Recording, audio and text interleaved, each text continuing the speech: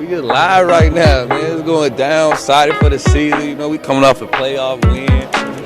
I mean, you know, we had a couple wins.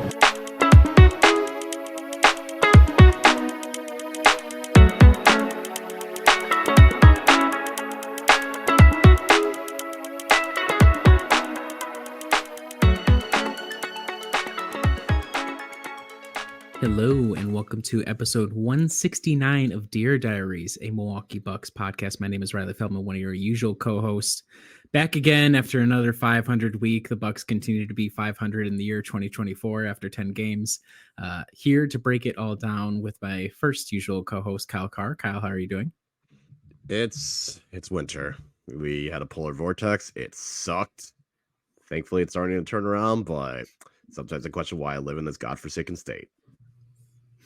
Beautiful. And then on the other end of the nation, geographically, we have coming back for, I believe it's his actual regular season debut, because if you see on for the draft and then for the Dame podcast. So Michael, welcome to Dear Diaries regular season edition. How are you doing? Howdy. I'm doing great. It feels great to be here. Definitely not as cold as it is in Madison, but still pretty chilly in Houston relative to what we're used to. I would trade it. I will trade it. I swear. After having a high of 1 on one of the days, I was like, I will go to anywhere else that is above 15. Yeah, we had to cover all our plants for the freeze that we had, quote unquote, the other day. But other than that, no, it's been fine. Good. Well, if it's freezing outside, maybe it's freezing in the Bucks record column in 2024. It's a horrible transition, but the Bucks were back in action twice this week. Slow week. They all division week. It's going to be nearly an all division week next week as well. They started it off in Cleveland on Wednesday against the Cleveland Cavaliers. Got hosed 135-95. Giannis sat, and it was a beatdown. We'll get into that. And then they went back up to Michigan then from there, and they beat the Pistons 141-135. Very close. Pistons shot really hot. Dame scored 40 plus. Let's go to Michael, first regular season spot. We will ask you to start with what you learned this week. Thank you for letting me start. And I just wanted to give a little hats off to Damian Lillard. I mean, I kind of went into this including the Sacramento game as well because it was last Sunday. But even excluding that game, he had a pretty solid week. I mean, the Cleveland game is just kind of hard to regard because, like you said, Giannis sat and it was a beatdown. George Niang had a crazy second quarter that no one saw coming, and the starters were out. It was very similar to like the Celtics game from the other week, but we were kind of on the other side of it this time in the sense that we just threw in the white flag pretty soon after halftime. And so, yeah, Lillard only had 17 in that outing, but had a really productive offensive output against Detroit, 45 points, perfect from the free throw line, 5-11 from three, added 11 assists. His highest scoring game is a buck and his second 40 burger. So I'm delighted with how he's kind of coming into form, at least in 2024 so far. Yeah, I was going to say probably as good of a week for Dame as you can ask. I mean, he did try his best. It's not as though, even though that Cavs game was not the best for him in all right, Dame, Giannis is out. Dame, here are the keys. Go make it work, because, he still shot 7 of 20, so he was definitely struggling 1 of 5 from 3. But, I mean, the whole team did not shoot well. Okay, that's not true. Jay Crowder, 4 of 10. So good on him. Pat Connaughton was also 2 of 3. But it was kind of one of those where you get the game winner, you have this game against Detroit. I didn't even realize until the game was over that he had that many. It was one of those where it's like, oh, okay, yeah, Dame's getting some buckets. And then I look and I'm like, oh, he has 45 points. Oh, okay. Didn't realize that. And had 11 assists. So it's, he was not just scoring, but he was also making sure to get everyone else involved as much as possible as well. And I thought that was pretty impressive. And to do all that with only 1 turnover was good too, because there have definitely been games where sometimes Dame is forcing a little bit too much. And when he's doing that, then, the passes are kind of getting sloppy, or he's trying to force a post entry pass and it gets picked off. So him only having one turnover yesterday was, I think, the most impressive thing with how much he had the ball and how many assists he was getting as well. So, I mean, 11-1 assist to turnover ratio is great. So, yeah, good week for Dame overall. I think we're starting to get a little bit more into the maybe it just takes him a little bit longer to get into that rhythm. And realistically, the game, like games against Detroit, that's what we're expecting or hoping for in the playoffs. I mean, maybe not expecting them to get 45, but being able to just kind of take a game over and just decide, all right, we're gonna do this. I'm gonna get to the free throw line. I'm gonna get points. Don't worry. We should give notes in terms of the Cavs' performance for Dame for pretty much everybody. I mean, they went down 22-2. That was the starting score before the Bucks started. Like they did not have a lead throughout, and they started down 20 points literally after like 5 minutes, I believe, of play. So not a great all-around performance from the team. Didn't exactly rally in the absence of Giannis. We should also, in the Dame's performance against the Pistons, he goes 16-16 from the free throw line. Giannis got to the line 22 times. Of course, he only made half of those because it wouldn't be a Giannis big free throw night if it wasn't for him missing half of them. Yeah, great orchestrator performance. And there's been comments this past week on Brew Hoop on a couple different posts, in particular Archon's follow-up post about Adrian Griffin. I saw talking about the fact that the defense is so bad, yes, but that the offense still has a ways to go. As good as it is, it still feels like there's a much more of a gear still waiting. And I'm not going to say that the Pistons game is the start of it, because we've seen Dame just go out and score a whole bunch on his own, competently play as a playmaker. But what I would like to see in the second half of the season, if we're going to have especially big usage nights for those two guys, is, again, how much are they playing off each other? Are we seeing more and more sequences, more set plays, so that, yes, when the playoffs come, most of the possessions are going to run through them, but is everybody comfortable with their role and functioning around them? So we appreciate a big Dame scoring night, especially when the Pistons shoot as well as they did, to kind of keep pace. They 21-37 from three, and Alec Burks scored 33 points from the bench for the Pistons. So it did take a lot of hot shooting on the part of the Pistons, especially without Cade Cunningham to hang in there. But shout out to Dame, great performance. And I do want to ask you guys, do you think this was Alec Burks' last stand? Is this will he score more points than 33 points from now until he retires from professional basketball? Probably, because there's going to be that game where someone's gonna have to score, and it might take 30 shots, but he will get there. I think you got to start by asking how many more times they play the Bucks this year, because that definitely raises the likelihood, I think, with how the defense has looked in some stretches, particularly against Detroit. It would be extremely depressing if tonight, when the podcast drops, Alec Burks goes out and scores 34 points to top his previous performance against us. Okay, No, Kyle, how about you? Check, like, wait, does he play tonight, and will he do it as we're recording? Yeah, if you're listening to this, he may or may not have already eclipsed his personal best by the time you listen to this podcast. Kyle, what you learned this week? Giannis is duct tape. Basically, when he doesn't play, things go absolutely downhill, whether it is the full game like we saw in the Cavs game or just when he sits on the bench. It is very clear how much Giannis can mask a lot of the team's issues. Even though his defense has not been to the level that we are accustomed to, it's just tough. Like, it's a glaring sign of, okay, because normally if someone gets past on the perimeter, you at least have Giannis and Brook that are potentially there to alter things. And now you don't have that with Giannis, and it's just Brook, and it makes things a lot more difficult. And I mean, it's kind of hard to replace someone like him in the role that he can play on the defense. So it's just like defensively, a lot of those issues just are highlighted. And then offensively, if Chris or Dame or someone else cannot take another step to take on that scoring load that Giannis can provide, and also, like, other than Dame, no one else is really good at getting to the free throw line. And other than Brook, no one is more efficient down low. So it's just, you see it on the offensive end as well, where you kind of notice, all right, maybe this has to be a game where if the Bucks shot, 40-something% from three, maybe they'd have a chance. But when you're only shooting 28%, and then you see it in the Pistons game as well, when he's sitting on the bench, that's when the Pistons are starting to get a little bit of their runs in. So Giannis is just duct tape. He masks and fixes all the problems that Milwaukee has. I tend to agree. Like, if you think of the roster, right, in terms of all around skill set, Dame is obviously a really great offensive player, but everybody else is either is good in one area of the game, but is not great or good in numerous areas of the game. And Giannis, based off of his height, based off his skill set, things like that, he's like the unique. He fills all the gaps, which is why we win as much as we do, because he's able to do so much. But especially on the defensive ends.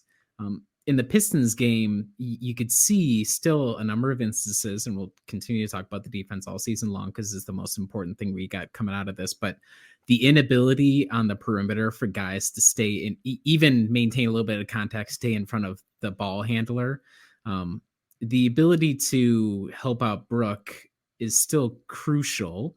And I'll be curious too, if we continue to run a lot of small ball lineups with Giannis at center, how does that change the defensive flow? Because I believe old friend of the site, Brian Sampson, Bucks Film Room, he posted that the Bucks starting lineup has a was it either 115 or 111.5 defensive rating, whatever it was. It was like second best in the league. That gives you hope that there's still something to work for here. But it does, much as like on the offensive end where it seems like maybe there's still a couple of gears to still hit. I also wonder, like previous seasons, if Giannis has another gear on defense to pull out as well, especially in that free safety spot. So you have the right analysis, Kyle. I agree wholeheartedly. I think it goes a lot deeper than like team is less good without best player. I mean, it really is like he's the engine, and when you watch them without him, it's like everyone moves differently, everyone shoots the ball differently. He really is more than just a glue guy. Yeah. Shout out to you, Giannis and Dame. Good week for the top two stars. I mean, sort of. We still got it, but we have to acknowledge the 40-point defeat to the Cavaliers. So I'm not going to claim it was an awesome week for Dame or pretty much anybody associated with the organization in that one. But Detroit, and then by the process of Giannis missing by transmission, yes, that makes Giannis the MVP, because we'd be like a lottery team most nights if Giannis wasn't out there. So shout out to Giannis. That leads to my takeaway. Thank God for Detroit. They're good. We've had them. They've come into the schedule numerous times right when you needed the get right game. You have the Cavs, you get pants. You're like, okay, well, thank God it's just Detroit, because no matter what, road, home, whatever the situation, I mean, they may play as close, but we should be able to get the win. The one thing I will say, the other thing from the Pistons game, bad bench performance. Jay Crowder scores 15 points in his debut, his return from injury. And then he scores 2 against the Pistons. And I believe everybody on the bench for the Bucks was a minus in the plus minus, and everybody, all the starters were like at minimum plus 20, if not up to like plus 30, plus 40. So more concerning evidence that the bench is really, really bad. And Adrian Griffin went down to a 9-man rotation. So you can't really blame like the deep bench about it. It was like the direct bench guys. So thank God for Detroit, but concerns continue for the bench for me personally. You know what helps though with thank God for Detroit, the fact that we'll see him again. By the time you're listening, we'll see him again tonight, so that will be helpful. Yeah, I don't know. Detroit is definitely, they've been playing better recently. Obviously, they had the 27-game losing streak, but even near the end of that losing streak, I mean, they were up against the Celtics for the majority of the game and just couldn't hold on. They've notched a couple of wins. I jokingly said last week, the upstart Detroit Pistons, I was just saying it was coming. So they have been playing better. I think I saw on the graphic during the broadcast that I think their points per game was climbing each month. So, and they were doing all this with, Cade Cunningham didn't play either. So that was also relatively impressive. So it's just kind of like Detroit's still not a good team, and you would expect them to boat race them, but they at least tried. They haven't completely waved the white flag and given up, which I will give them props to. But yeah, definitely would like to see the Bucks just blow them out and not have a close game when they play again. This box score just gets more unserious the more you look at it. You mentioned, Riley, that all of the starters had positive plus minuses and all the bench had negative plus minuses. I mean, when you look at Detroit in contrast, I mean, the starters are negative 29, negative 22, negative 22, and their bench is like plus 20, plus 6, plus 19, plus 24 for Burks. Like, sometimes a plus minus tells a story. It's a kind of a lazy stat to look at, but like in a game like this, it was one team's had a good bench, the other team had a bad bench. Yeah. So going back just to the bench real quick, a couple of updates there since we last recorded, which was literally just a week ago. But so Jay Crowder's back. I don't know if you guys have strong takes about his performance. Obviously, very early days, just 2 games. Campaign looks like he's getting dropped a little bit off the edge of the earth. His minutes aren't completely gone, but he did suit up and got DNP'd against the Pistons. Same for Marjan.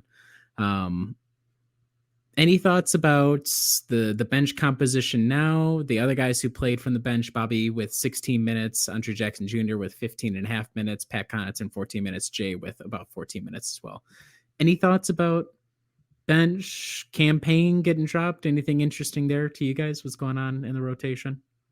It was interesting. Obviously, because Marjan and AJ Green and Chris Livingston, they were playing with the herd, so not completely surprising they didn't play against the Pistons. Yep. But it was interesting seeing Payne just not get any run whatsoever, and I do kind of wonder if this is just Griffin doing his normal, like, one guy just suddenly won't play.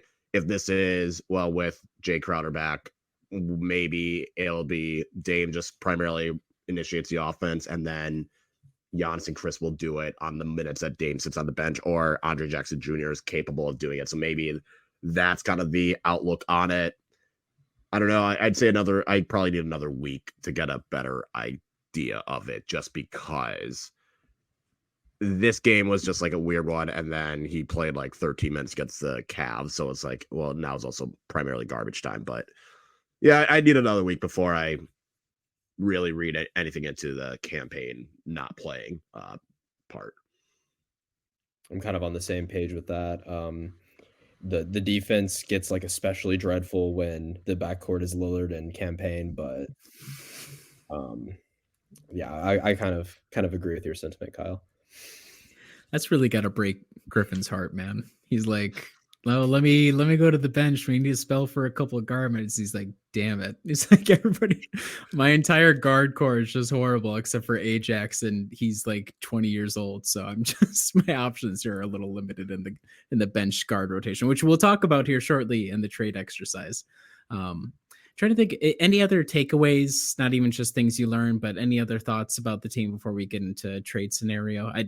Again, just 2 games, so not a lot to talk about, but we are over the halfway line officially. So, yep. Any thoughts? Don't want to bash this regular season. We're halfway, people. Don't worry. We're almost to the playoffs. Yeah. I don't want to bash Jay Crowder, but a majority of his, I think, 15 points in the Cavs game were a little Mickey Mouse. I mean, it was starters were out. It was fourth quarter. I think he had like 8 or 10 of his points it was keeping us afloat. We only lost by 40. It could have been 50 if he wasn't carrying the offensive load, but I don't know. It's just a little bit of an asterisk to that. And he's literally scored 13 of his 15 points in the fourth quarter. So yeah, Mickey Mouse, and he played the entire quarter as well. So Mickey Mouse is the exact right way. And you don't have to feel bad, especially with these hosts, about bashing Jay Crowder. That's Kyle's banished him around the world on numerous occasions already. I was praying for him to just retire. So don't feel bad about that with this crowd. At least. I'm trying to think if there's any other takeaways. It'll be, I'm very curious this coming week, not because of the Pistons game, which I hope is unexciting, but playing the Cavs again, that kind of quick turnaround against the team that just really beat the doors off you. And then you play the Cavs, and then you have a back-to-back against the Pelicans, who are also coming off a back-to-back. So some interesting games. The Pistons are kind of a gimme, but if the Cavs and the Pacers end up giving problems to the Bucks. It's kind of interesting, like a changing of the predominance of power in the Central Division in particular. So that's really only thing I was kind of keeping an eye on this past week. Okay. Not much to talk about with the games. Do have a lot to talk about with trade season heating up. I should run through a couple of things. So the trade deadline is February 8th. The Bucks don't have a lot to trade. Let's be honest. You can, if you're listening to the podcast, you're probably pretty aware of the things that are most likely to be traded if they were to go through with it. Pat Connaughton and Bobby Portis in particular, because the contracts, both the length and the value at about the 10 to 11 million spot. And then the young guys, Ajax, Marjan, AJ Green, and pretty much the 2024 Portland seconds is the big draft asset we can toss into trades. So I asked Michael and Kyle, I said, if you're coming on the podcast, we're going to have some trade talk. We've seen just in the past week, the Bucks have been linked to, at least somewhat, to DeJounte Murray. So we're kind of still out there. We're checking out what the situation is. That may or may not have impacted my colleagues' fake trades that we have here, but we're going to go through the components of the trade. Whoever the one who made the trade is going to make the case for why the Bucks want to do it and why the other teams involved want to do it. I'll let you kind of hand wave away draft capital, important or not. I mean, if you feel like it needs to get a pick done, you probably need to include it, but get as crazy as you like. And then we'll critique it. We'll talk through it, see where we think that the team needs are at in terms of the rotation and how we're going to go about getting that. So I know Kyle has a lot of trades. Michael and I only came with one. So we're going to start with Kyle. Do your least crazy trade, Kyle, because he did tell us folks beforehand he's got a monster of a trade, and that's the hook to keep you listening until the end of this. But start with your least crazy, Kyle. My least crazy is going to be the Bucks trade Pat Connaughton to the Magic and receive Jalen Suggs in return. That is just a straight up trade. The reason why the Bucks would do it is Pat Connaughton is getting on in years. His salary is also one where it's going to still be there. It's got $9 million. It'd be nice to get off of the books. With Jalen Suggs, you're looking at a player that apparently was being shipped around this previous draft. Like Orlando was looking into trading him.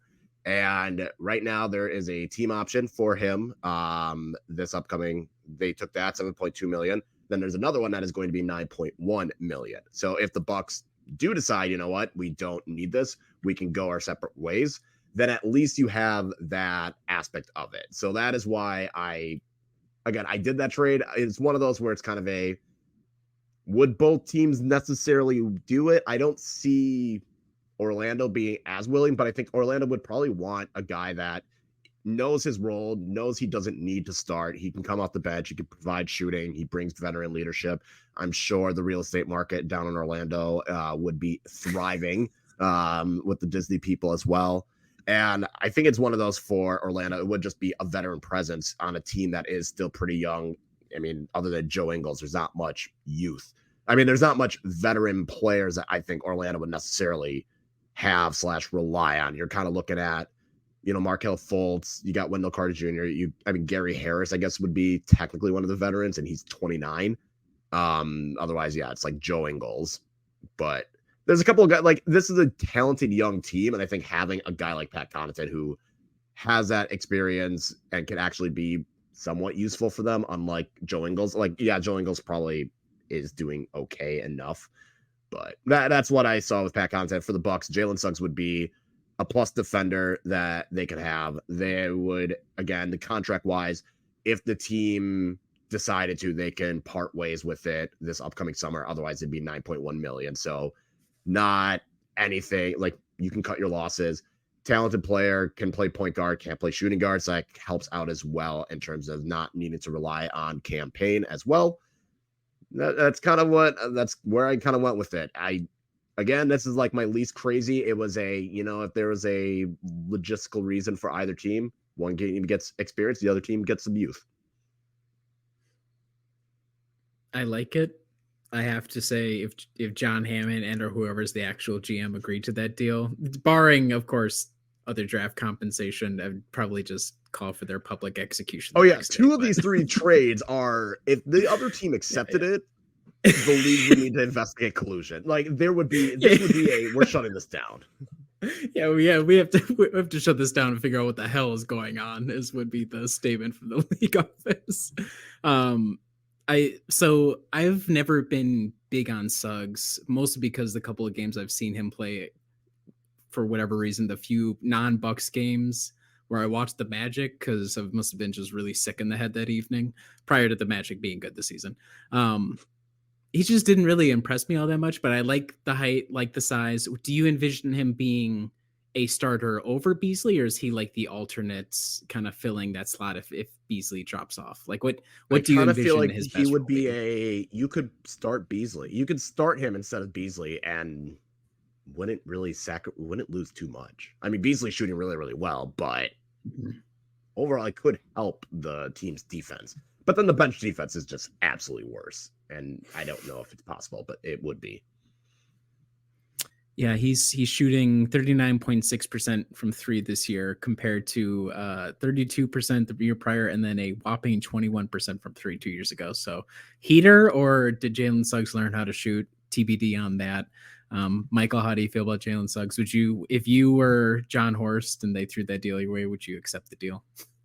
I don't know a ton about Jalen Suggs. Obviously the March Madness run is what I know him most for, and the fact that he was, I think, a 4 or 5-star recruit as a quarterback in Minnesota. So automatically, I kind of have a tendency to think he's got some dog in him. But the shooting has not been good in the NBA, and I don't like to throw around the bust word, but he's not been a top 6 pick. So I think getting him a change of scenery could be good for both parties, but I don't see why the Magic would accept that. But I mean, crazier things have happened, that's for sure. And I mean, it's not like the Magic are one piece away. I mean, they're pretty significantly far. I mean, they're better this year, but from like competing for serious playoff contention beyond like first or second round, I just don't know if it's there for them right now. I should note that Jalen Suggs has started in all 38 games he has played for the Magic this season. So I like the idea, Kyle, but I'm not sure if you might be able to cast a spell on him, but that's okay. But I think the direction you're going in terms of player archetype, and then also the player in particular involved, is going to be a common denominator in our trades here. So, Michael, what trade did you bring to our attention? Who are we getting? If it's not Jalen Suggs, who are we getting instead? We're not getting Jalen Suggs in this trade. We are getting DeLon Wright from the Washington Wizards in exchange for Pat Connaughton and the aforementioned 2024 second-round pick that we got from Portland. DeLon Wright is an eighth-year man. He's a point guard, and he is very good on the defensive side. Last year, he averaged nearly two steals per game. And I think he gives the Bucks some much needed defensive presence in the backcourt. I mean, like we were talking about before, I mean, it's just really dreadful with Damian Lillard and whoever's at the 2 at any given time. It's really hard to watch the perimeter defense.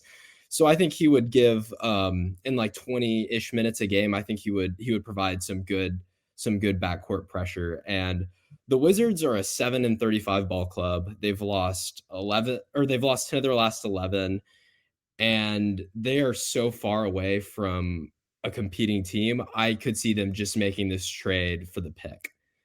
And they're kind of stacking picks right now. I mean, they just traded for Marvin Bagley from the Pistons, and they got 2 future seconds out of that. So this could just be a part of their quest to tank, I can imagine. Kyle, how do you feel about DeLon Wright? Do you have strong feelings about him? I don't necessarily have strong feelings, but it is one of those where I don't necessarily dislike it. I think kind of like what you're highlighting. Well, it's just like DeLon Wright is to me just like a guy. Like I'm not necessarily like loving him. He's a guy, and I think he would be someone that off the bench, like an off the bench option, would be an upgrade on campaign for sure. Would be someone I think could add more defensively to this Bucks team that is needed. Also a guy that could start ahead of Malik Beasley if needed. And I think it would be a more attainable player that would fit what the Bucks need coming off the bench. Shooting pretty well, and he has been a good shooter. Like he's at least been a 35% shooter So it's not like Jalen Suggs where it's like, oh, did this guy suddenly learn how to shoot? It's like, no, he's always been relatively solid. Like, yeah, he's had 2 years where it was sub 30, but out of his other 10 seasons, he's always been hovering 35 or above. So I would say I would take it. I think it would it's more the defensive side of things, and I think you can get him a lot cheaper because the Wizards are just tanking and not good. So yeah, like I said, it's not like I'm gonna say like, oh yeah, DeLon Wright, I've been following this guy and think he would be the key cog and what we're missing, but I think it is one of those, you're upgrading on what you have, and that is going to be important for Milwaukee, as for the minutes that he will play. You just hope he doesn't do any harm, and I don't think he would. Michael, do you know if DeLon Wright has his bird rights on his current deal or not? Did that weigh in at all? Because this is his contract expires, so that is one thing, is that you have to convince the Wizards to give up on an expiring because they can use the cap space. But for the Bucks, if he had any sort of bird rights at all, then he would be able to be re-signed at a decent deal as well. Do you know anything about that? I don't off the top of my head. Let me get back to you on that. Yeah. I think that would be interesting too, because if we're envisioning DeLon again, bench, he's going to be a bench guy. He's never started a playoff game in his career. He's got like 40 some odd games of playoff experience. Worse than you could do. I think he's 31, has good size, 6'5". Again, he kind of falls into the alternate to Malik Beasley / Pat Connaughton's probably not going to have a pulse in the playoffs anyhow. Sorry, Adam. So you don't have to worry about running Pats out there. And DeLon probably maybe has a little bit. I frankly haven't watched a lot of Wizards games, so I don't know what his physicality is looking like this season. But, I think that's pretty reasonable idea as well. It's like, okay, his expiring's okay, but you get a little bit of pick capital out of it, and you believe Pat Connaughton is a good guy who will fill a specific role on your really crappy team. So I can get there, especially with the tanking teams. I can kind of get there where, okay, maybe Pat would be somebody you could be interested in. So, okay. He can provide approval. Veteran leadership to Jordan Poole. Pat yeah. Exactly. Well, and the thing with DeLon Wright is his defensive box plus minus is 2.2, which is really effing impressive to do on a very bad Wizards team, I will say. So that's encouraging. Yeah. I'm seeing here he has early bird projected bird rights. Okay. That sounds about right. So again, that's also something to keep in mind is, so for Jalen Suggs, he is this year, and then I believe next year still has team options. So there's team control there. DeLon Wright, you would be able to re-sign him on an early bird. It's not as big as a bird extension, but you'd still be able to be competitive to keep him here as well, which is also, I think, a critical component to these trades, unless it's a really old guy that you think this is the final run with them. So, okay. I like that trade. Kyle, trade number 2 for you. Who do you got? What's your second most intense option for us here? The Milwaukee Bucks receive PJ Washington, and they give up Bobby Portis and Pat Connaughton. And if you want to throw in a pick, then go ahead. Okay, so the reason for this, Charlotte not having a good year, too many injuries. It's kind of torpedoing everything. PJ Washington makes a lot of money. And by a lot of money, I mean, he's currently, I think this year it is 16 million. And then they still have him for another 2 years after that. That way, with this trade, they get a year off of him, because I'm sure with Pat and Bobby, they'll probably take their options. But you get one less year you don't have to pay. That could help in potential rebuilds.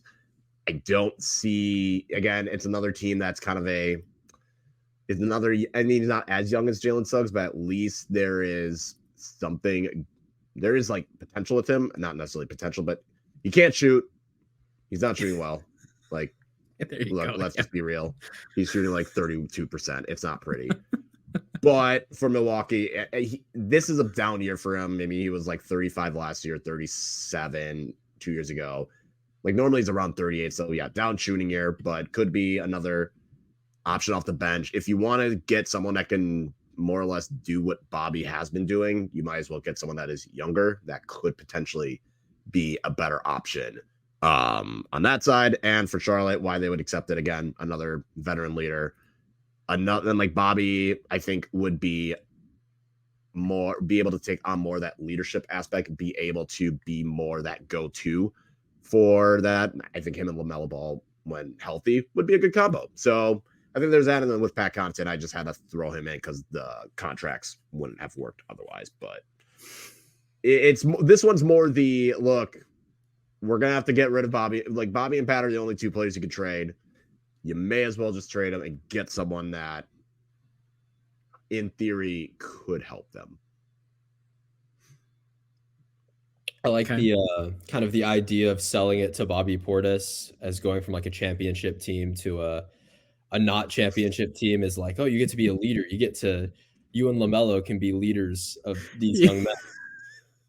But okay, are you being facetious? I hope you're being facetious. But I think I like the strategy in theory. I do too. I like the idea of sending Bobby to basketball Siberia and saying good luck freaking them to glory. It would be like literally 3 days before him and LaMelo Ball duked it out on camera. So I like the idea. This is the tough part, not so much with Bobby, because I still think Bobby has a lot to give to in any sort of trade, whatever team he's on, whether or not they be winners or otherwise. And I think he is, joking aside, I think he is more of a leader than he was before he came to Milwaukee. So you kind of have that maturation. And 3-year deal where it's going to, right now it's at 11.7, like that's still tradable down the road. And Bobby will be effective throughout the entire contract. It's the Pat Connaughton. I mean, at this point, so far, he's been in every trade we've proposed so far, right? All 3 of them. He'll be in mine too. So he will not be my last one. I will say. Okay. Okay, good. Yeah, the big trade. Pat's going to be here to help settle the wreckage after Kyle rips the team in half. But the issue with Pat is he looks really bad, and he has 3 years on his contract, and it also is tradable. But depending on what team, I guess a place like the Hornets is okay because they can absorb it a little bit easier. But I feel like you got to be able to sweeten the pot a little bit, which will be on my trade. But I've been a fan of PJ Washington for a while, so I like the idea. I think I've tried to do trade proposals on him in the past, so I'm right there with the same idea, Kyle. Okay. I'm in on PJ Washington. I don't think the Hornets will go for it, and Bobby would. Probably not, to be honest. No, but that's all right. This is make-believe land, so we could just say whatever happens, and nobody's going to question us on it. Okay. Here's my trade.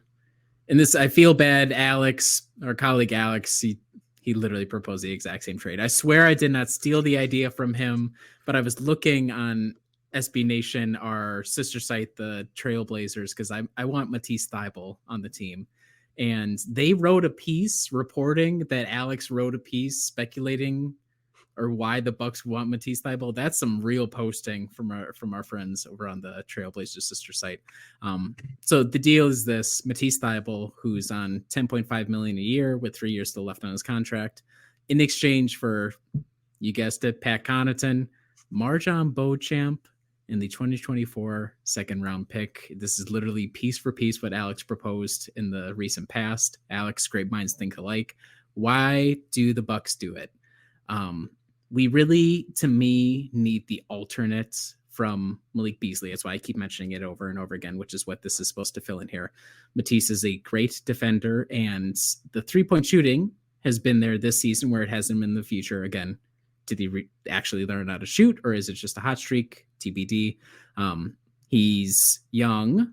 I think he's 26, I'm pretty sure. He's got, like I said, 3 years. That's cost-controlled help. Guy who can fit off the bench, whatever, play defense. And the main thing is, if Beasley goes the way of Bryn Forbes, which I have talked about numerous times, you want the guy who can either spot start as the defensive perimeter guy, or you just bring him off the bench constantly, whatever Griffin wants to do there.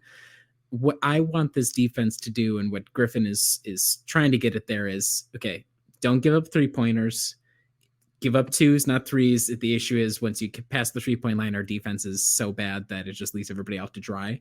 If a perimeter defender can stop a ball handler for even just like a second more, just not literally completely lose their man and also be a good situational defender. I think that goes enough of a way in a tightened rotation to make the defense workable. It's not going to be great, but in a slower pace playoff environment, I think you could maybe rely on Thibault to help kind of fill some of the gaps. So that's why the Bucks do it. Why the Blazers do it? They haven't watched Marjon Beauchamp in a while. Pat Connaughton, again, like a veteran guy. He's already from Portland, or not from Portland, but he's already played in Portland. That's where he started his career. So he's, beloved by the fans. That takes the sting off.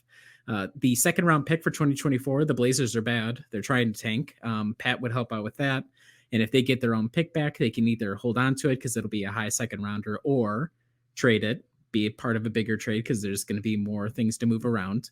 And on top of that, Marjon and Scoot Henderson, I don't know if they were teammates or they did a recording together after Scoot got drafted about the G League Ignite. But if you think Scoot needs his guys around him to really start performing, I'm doing a lot of, theater of the mind talking for the Trailblazers GM, because I think this would also be highway robbery, and the folks online think that as well. But that's the trade. I think Marjon, you sell now.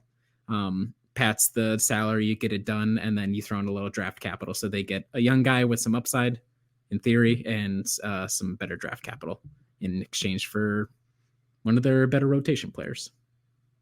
Thoughts? Still would struggle to see why Portland would do it, but at the same time, this one would be pretty balanced. I think the logic makes sense for why both teams would do it. I just feel like it's a little bit harder for Portland to kind of sit there and be like, okay, we don't. I think getting the pick back would probably be the biggest thing, because it's kind of like we're taking on a guy that is clearly washed. We're taking on a guy that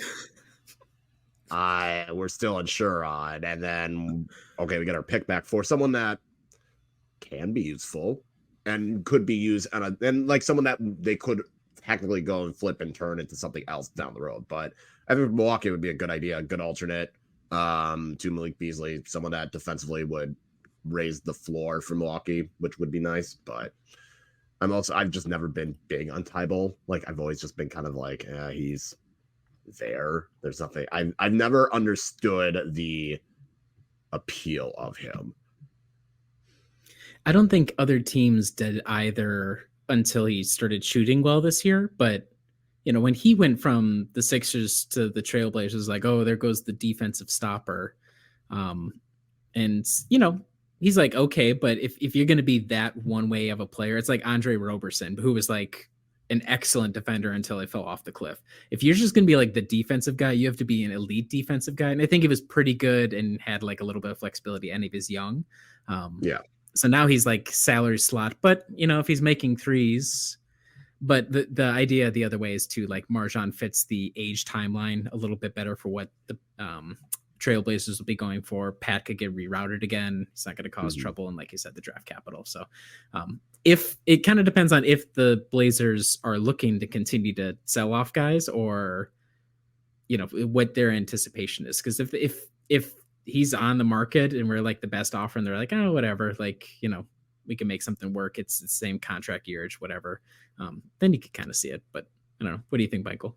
I like the comparison to Malik Beasley. I think he's kind of a good yang to Malik's yin. I mean, I think you get a lot of what Beasley brings to the floor, and I think it'd be a kind of a good rotation piece in that way. I don't really know why Portland would do it, but I think, it's a pick. It's a team that's in its current state not serious. So I would like Thibault to be on the Bucks for sure. Yeah, this is, and for me the tough part is like, okay, the sweeteners are Marjon, Andre Jackson Jr. in terms of actual players, unless you think a team is really going to love Bobby, but to give up both those guys I'm okay giving up Marjon, giving up both to make something happen. That gets really tough, even for like a Thibault, where, okay, I think he would fit in a playoff rotation for sure. But that's the tough part the Bucks are going to run into a lot, is you probably need one of those guys attached to make salary and sweetener make sense for whatever team is receiving them. But if they want both, it's like either neither or both. That's a tough pill to swallow if you're John Horst. I know he doesn't care about drafting or player development at all, nor should he with his timelines, but that's still a tough pill to swallow. So Yeah, it's like hard to wrap your brain around, even if it like logistically makes some sense. Yeah. Okay, Kyle. What did you go nuts with? Who's bringing in? How many teams are involved? You said Only you two ran into teams. the machine. Okay, only 2 teams. Okay, Only 2 teams. It's fine. It's just the Bucks received Andrew Wiggins and Jonathan Kuminga, and they trade Chris Middleton and the 2024 Portland pick. And I call it the "you did what" pick. You did what trade? The F your feelings trade. That yeah. So this is where after I put this trade together, I messaged Riley and Adam. I said, I've created a monster. This would I don't know how people would react to this. Why would the Warriors do it? Well, Jonathan Kuminga has already been vocal about his displeasure sometimes with Steve Kerr. There's a team option. So in theory, they could be done with him after this year. Like the next 2 years are team options. So they can decide if they want to bring him in or not. He hasn't worked out. He's for what he should have been, he has just not panned out in that way. Andrew Wiggins, other than really the playoff, like the finals back when they won the title, he has not really been great for Golden State. He's got a very lengthy contract as well. That contract goes until the 26-27 season, and he has a player option for that year, which he will likely take because it is $30 million. So Golden State could save themselves a year of a contract that, quite frankly, will suck, at least. And then you get someone in Chris Middleton who can help Steph out, because right now Klay Thompson literally can't do anything but shoot a ball. Draymond Green cannot do anything. At least with Chris Middleton, you have someone that pairs with Steph Curry that is able to get their buckets on offense, that would be able to take that load off of it and would force teams to be able to pay attention, because Chris, for all his flaws defensively, can still score like it's no one's business. Why would the Bucks do it? You gotta, at this point, you gave Chris this offer and it made sense, and he's a good pairing with Giannis, but he's really, really bad on defense. That contract isn't going to age well at all. At the very least, with Wiggins, you get someone that's a little bit younger that could help out with the defensive side a little bit more. Wiggins doesn't need the ball, which helps out and focusing and lets Dame and Giannis do what they need to. Wiggins can just kind of flash in, be more of the athletic kind of transition player. Kuminga, young player, and again, if the Bucks if it doesn't work out, you can part ways with him after this year, and you're good. If he does well, you have a team option. You get him for $6 million, and all of a sudden you got this unearthed gem. So that is why I did it. Both sides would probably take a lot of both sides to be like, was this really a good idea? Like people would have to look at the Bucks and be like, you're really getting rid of Chris Middleton for Wiggins and Kuminga, and then if you're the Warriors, like, I get that Chris Middleton's better player than Andrew Wiggins, but is he really going to help us? And Golden State's kind of desperate, so maybe they can, like, you got to make a desperate move, but would they really do it? I don't know. But this is the I'm sorry you did what trade. I can't wait for Adam to listen to this and give us his takes on how he feels about it. So are you envisioning that Wiggins steps in and fills the Andrew Wiggins as a starter for us? And okay. Yes. Okay. You did what indeed? So I'm not necessarily totally opposed to Chris being in the trade machine, because he has looked really, really bad on defense. And Kuminga is interesting in that he's 21, but I've also, from what I've heard, it's tough to tell if he's real or not. So I guess, like you said, he's kind of like a upside play. Man, I don't know if either team would do that. It'd be intense for sure. I'll tell you. For us, at least. I mean, for Chris goes out on his shield for Andrew Wiggins. That's a tough beat way to end the career as a Buck. But what about you, Michael? What do you think? I mean, I think that the defense has been bad enough this year just from the Bucks as a team that a drastic move like this one is necessary. I know that other drastic moves, specifically within coaching, have been suggested, and I think this is kind of in that same vein in terms of a Hail Mary trying to salvage a championship team with no money to spend. But I mean, Wiggins is bad this year. I mean, you look at the statistics. I mean, he's shooting below 30% from three. I mean, at least from a box score standpoint, he's not really bringing a lot that you're seeing defensively. I mean, I know that that athletic body, as long as it's in somewhat of its prime, is going to be able to defend. But yeah, I think that I don't know if Kaminga is the second piece along with Wiggins that would make that deal really work for me, but I don't hate it. I don't hate it. I think that I love the kind of the attitude that it comes from, I guess. It was kind of hard to think of like another dude that would be able to like you could throw in there, just also contract wise, because it's like, all right, Golden State's contract situation is like, all right, you got Steph with 51 million, you got Clay with 43, Chris Paul's got 30, Draymond's got 22. So I was like, all right, I don't think Golden State would part ways with Gary Payton II, even though I would ideally like him more as an option. I don't think that would work. I think Golden State likes Kevon Looney enough that they keep him around. So I was kind of looking at it, it's like, all right, Moses Moody, Dario Saric. But then, like, my logic is improve athleticism and not picking up Dario Saric. So it was kind of tough to like think of another dude. And I was like, oh, Jonathan Kuminga. Yeah, sure, why not? This Kyle's like, he's been in the news. It just reeks of desperation from both sides, but I don't know that it's unwarranted. So it's like, I think that it's way more likely to work out for the Bucks, but I don't know. Yeah. It's really hard. It's one of those, both teams would be desperate to try something, but how desperate? Because Golden State's not even in a playoff spot right now. Right. So this would at least maybe inch them closer to a play-in game. Yeah, you don't want to waste another one of the final years of Steph's prime, which will run out at some point or another, even if it goes on forever. I'm probably going to veto the trade, honestly. Not out of any deep loyalty to Chris, but just because I'm not necessarily a believer in the pieces coming back. But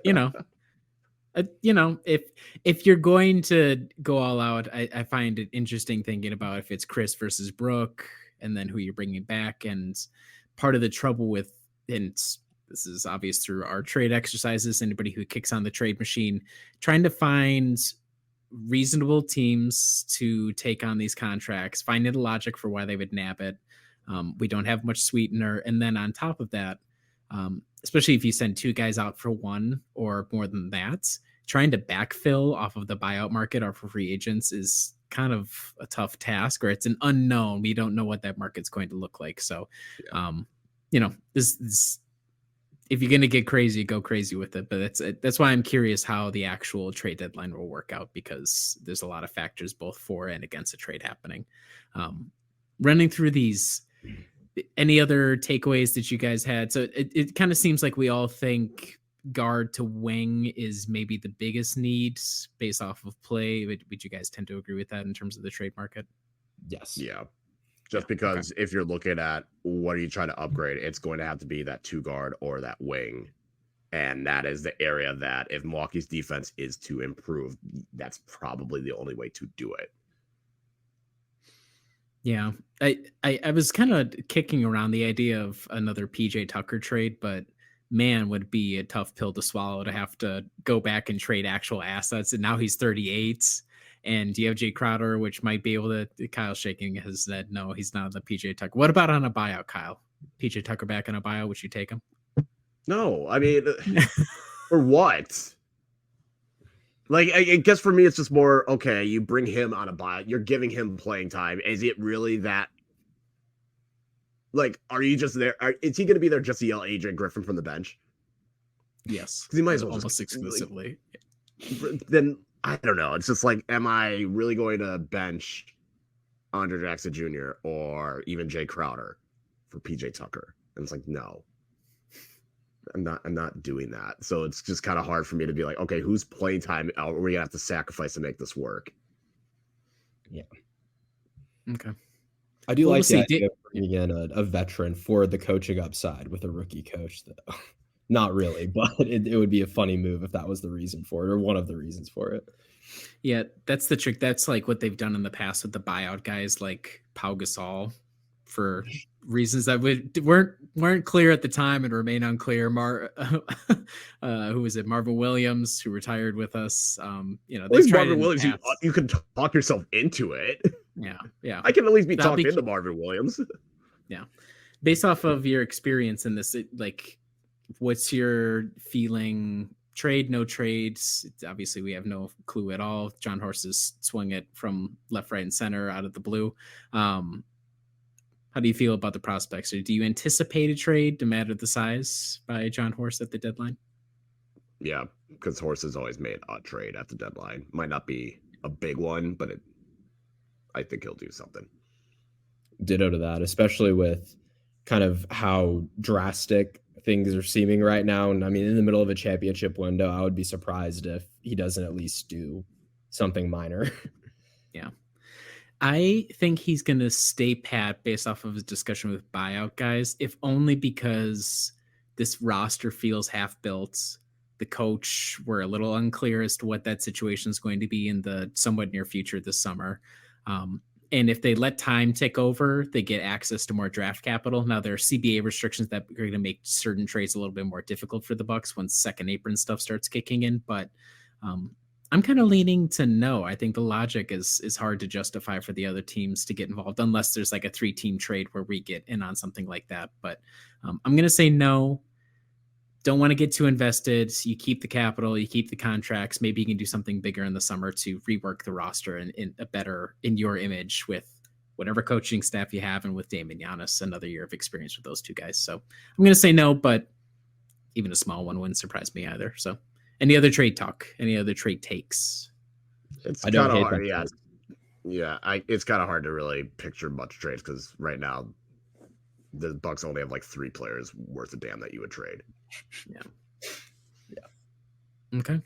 Well, good trade talk. We'll probably have a little bit more coverage as we get closer, especially if there are more rumors or more linking the Bucks to specific players. DeJounte Murray, we'll see. There's a couple of different teams. Seems like he'd be sort of duplicating a lot of the stuff that you already have, and he'd become a fourth fiddle, which I'm not sure if he's cool with. But we'll keep an eye on that. Talk about it in coming podcasts. That takes care of the Bucks portion of the podcast. Finally, we can wipe our hands free of that. Kyle, I see that you have rapid fire for us to start off the miscellaneous segment. Yeah, I promise it won't be as ridiculous as my trade ideas. So, the first one is relatively simple. If there was one particular rule you can make in the NBA, what is it? Like commissioner, like I'm commissioner for a day and I get to come up with the Riley Feldman Memorial rule. Yes. That is a really good question. I think I would make a only technical fouls if someone is touched.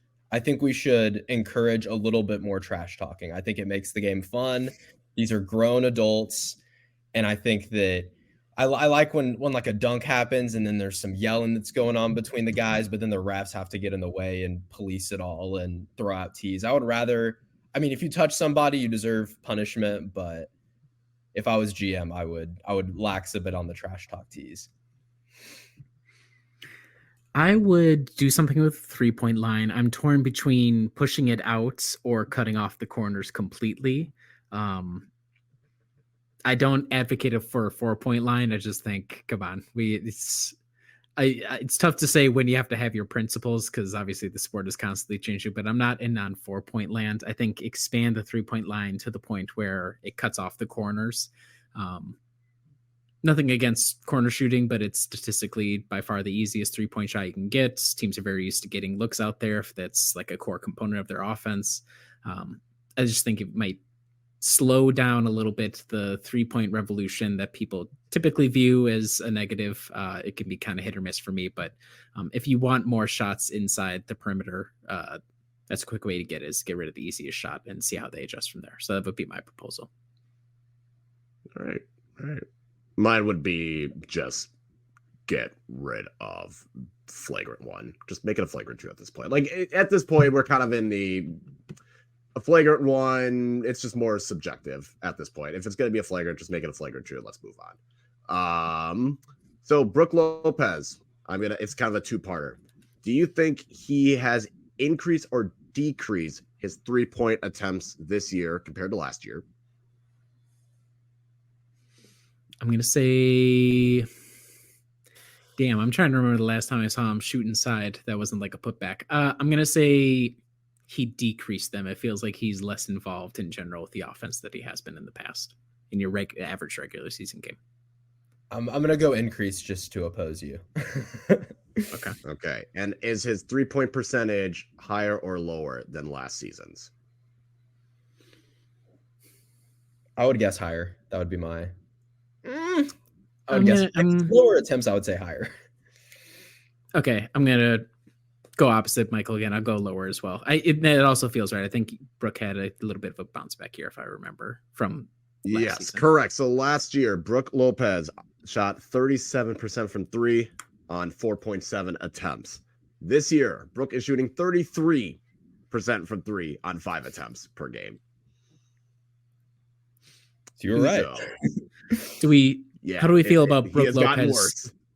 How do we feel about Brook Lopez threes in a in a Bucks offense? Is it still necessary? Are teams starting to kind of ignore it? Was it always kind of a gimmick all along, even if it kind of spaces the floor? Has society evolved past the need for a Brook Lopez? Yeah, we already have his brother on the bench. What do we need Brook for? Robin can just do all the same stuff, of course. Like, come on. Yeah, it was. I am over it.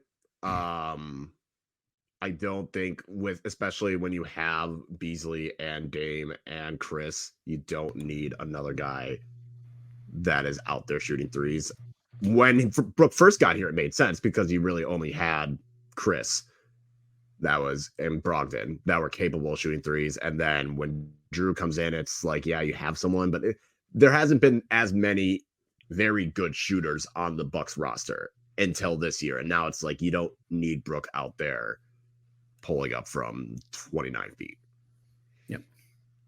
I know he puts up good numbers, but in my head, sometimes I'll see him like begin to fire a shot. And my thought is just, oh God, here we go. Like, this is either going to go in or be bad. Like, I don't have the same faith that I used to, I think, with Brook Lopez shooting threes. And it's belying the not issue, but like, it's sort of a gimmick, the bigs shooting bigs. This is my hot take, I guess, that I didn't intend on saying on the podcast. But unless you're a Joel Embiid style where the 3-point shot is just part of your overall arsenal and you're like a really dominant force everywhere on the floor offensively, and if your co-running mate is a big is Giannis, if I'm the other team, I'm like, okay, if Brook beats us with 8 threes, then it is what it is. But power forward or center, whoever's guarding Brook, sag way off. Like, don't worry about that. Like, I just feel like unless you're a very unique type of big who has that shot, your gains in terms of spacing with the Bucks in particular are a little minimized because trying to stop Giannis is going to be always much more valuable than like giving up a 35% shot to Brook Lopez on the 3-point line. So even if its value is a little bit higher. All right. The other question I had, if you had a time machine, would you go back in time or go into the future? I gotta say the future. I'm curious. Like I'm more of a curious person than I am a historic person, I think. I'm scared as hell of the future. I'm going to the past. I don't want to know what's coming. I don't. Maybe it's great, but we live in a pessimistic era, so I have to assume I would go back. I don't even know when I would go back because you think about it, probably not a lot of great hangs, no matter where you went. So just like throughout history, it's all messy. So yeah, maybe I'd go back like a couple of years ago. I have no idea. But I would go back for sure. I'm too scared of the future in terms of just jumping forward and seeing what's waiting for us. That probably not for me. Yeah, I'm going future because I'm not going in the past. Absolutely not. There's no time frame for me that's good in the past. I'll go to the future. I'll just see how bad things got, and I'll just be like, all right, okay, cool. This is what happened. And maybe there are who knows what the state the plant will be in as well. So, and the last this is where Kyle reveals he already went to the future, and the Andrew Wiggins trade does happen in the coming weeks. He knows, he's seen the vision. He knows what comes. They called me a madman. That's exactly the Kyle Carr story. Yeah, I love that. Okay. This kind of segues perfectly into my final question. If you could live in any fictional like world setting, what would it be and why? Fictional world setting. Do you have any examples of like what a fictional world setting? Yeah, so like, would you want to live in the time period of like the Marvel Cinematic Universe? Ooh. Like, do you want to live in like a Harry Potter-esque world or Star Wars or anything like that? You have to say no to the Marvel universe because I just love those memes of like me when the Hulk just threw my car into the sky and missed. You know, I love those. So I can't live in that universe just because You can't live in New York City in the Marvel Cinematic. No. no, Yeah, I can't. Yeah, public save the destruction universe, is not but for me. my Corolla's in a tree. Like, what did you do? Like, Exactly. I don't have the income to Yeah, recover yeah. from this, but Mr. The Hulk. Yeah. Star Wars would be sick if you're like not a peasant.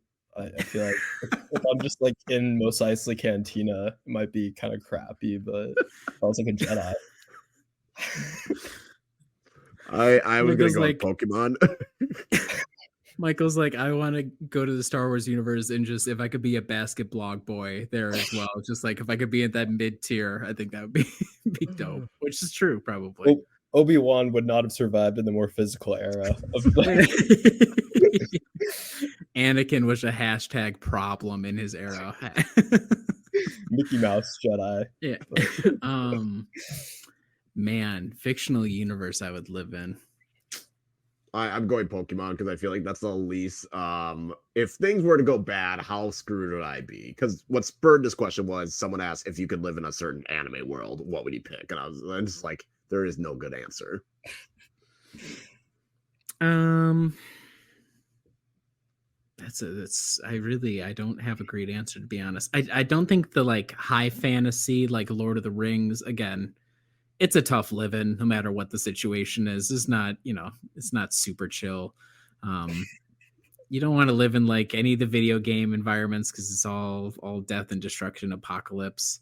No, you know what? I would go live my farming lifestyle. I go to Stardew Valley where the people are nice and the crops are always growing. So I'm going to Stardew Valley and I'm going to become Farmer Riley. That's okay. I love it. Yeah. Nope. I'm sticking with Pokemon. All right. That is rapid fire.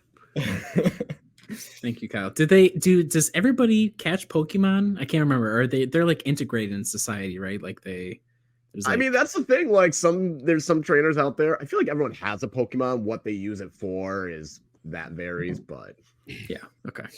I just wanted to make sure that you would take advantage of going Pokemon collecting or whatever training. I probably wouldn't be a trainer. That's a lot of work. I just want like a nice little like Growlithe just to like hang with me. Yeah.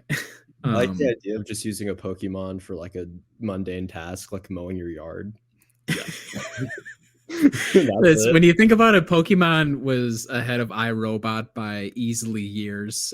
So Will Smith is just like a take on Pokemon of Will Smith's iRobot is the way that I'm looking at it. Okay. Ink this week. Been a very long time since we last had ink. When I purchased my Kaweco that I talked about a couple of weeks ago, it came with a vial of its own ink, but I said, I got to do it right. This is a cheap pen and I have to throw in $10 to get free shipping. So I got Diamine Carnival ink. Now I'm going to show the guys on the screen. They're going to look nothing crazy, right?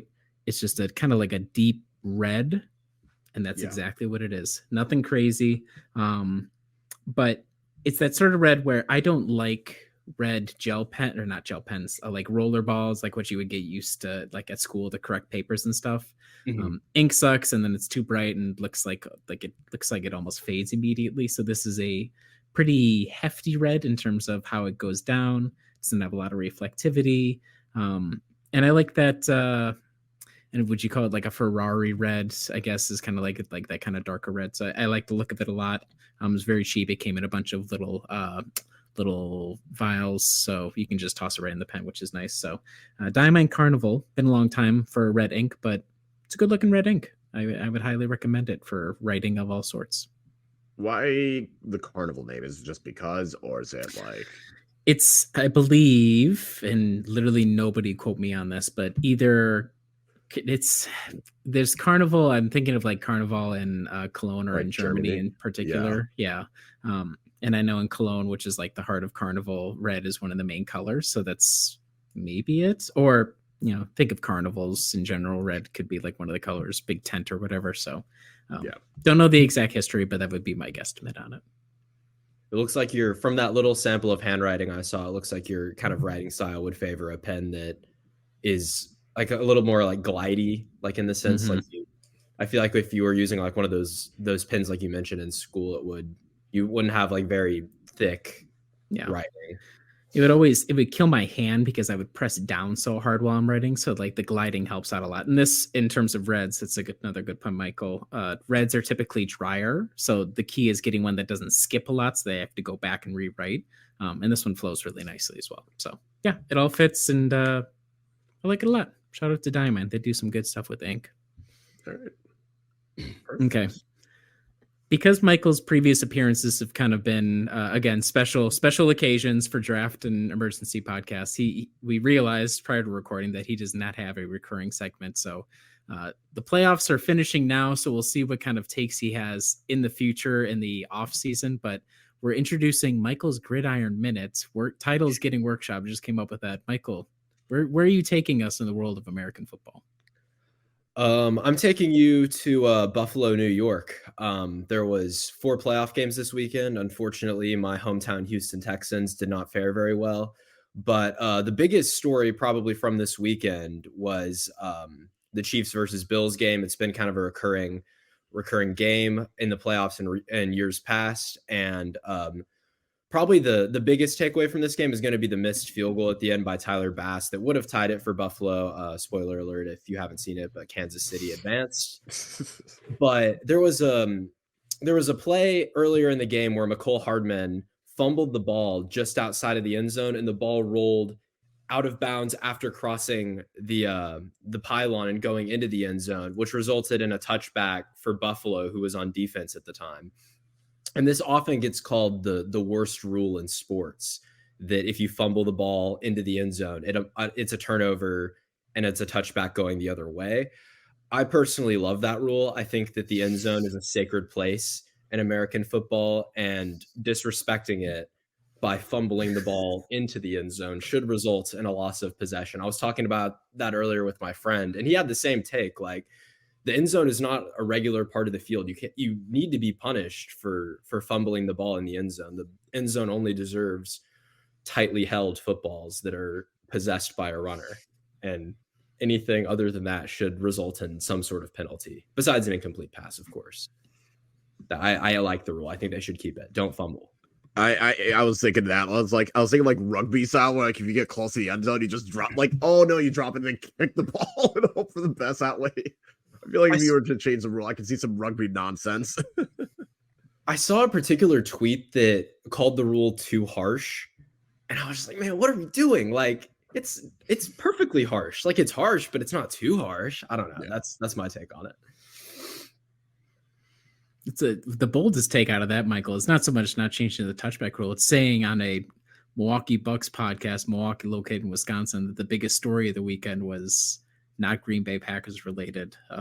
That's a good point. That was a tough game for the Packers. I was hoping that they would win, although I'm not a Packers fan directly. I was hoping, for the sake of the Milwaukee community that I love so much, that it was a valiant fight.